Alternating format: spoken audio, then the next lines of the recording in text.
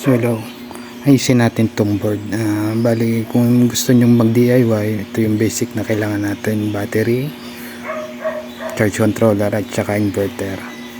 So may maliit ako dito na inverter kasi naputol ko na yung dito sa nasa board, hindi aabot.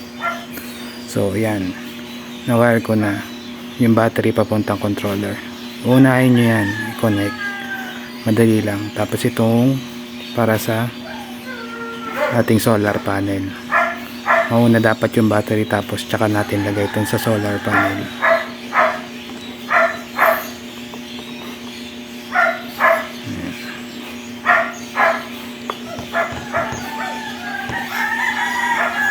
Lagyan natin.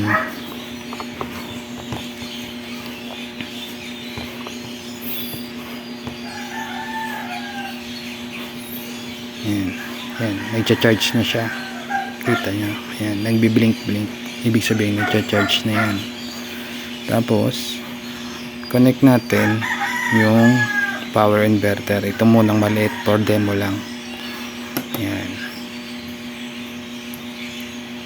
nag-spark talaga yan, walang switch ito.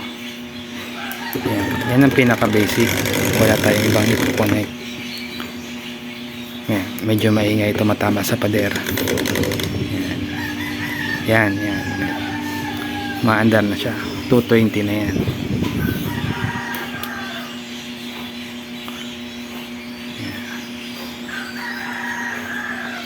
Tapos una nyo tatanggalin lagi, pagkakalasin nyo, una nyo tatanggalin nyo sa solar panel. Kung gusto nyo nang ilipat, una nyo tanggalin yung solar panel. Yan, dapat di sila lalapat. Ilagay naman natin tong breakers na kadarating lang for extra safety. So ito yung wire natin papunta sa breakers, yung battery papunta sa breakers, tapos inverter tsaka yung charge controller papunta dun sa breaker. Tapat-tapat lang yung red tsaka yung black, positive negative, yan papunta dito sa battery. Tapos yung sa panel naman, dito siya sa isang breaker, tapat siya din dun sa positive negative nung panel.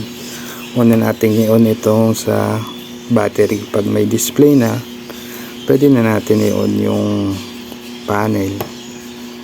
Yan, nagbe-blink na, i-charge na siya. On natin tong inverter. Yan, gumagana na. Ganyan lang yung basic setup ng solar natin. Tapos kung gusto mo naman lagyan ng extension dito sa part na to, pwede pa. Yan, kakabit. Tapos dito sa may gitna, sa space dito sa gitna, pwede yung LED tsaka yung relay. Isog ko lang ng konti yung battery. Tapos kung gusto mo mag-add ng breaker, separate mo yung inverter, pwede naman separate yung inverter dito pa. Yan, diyan natin lalagay.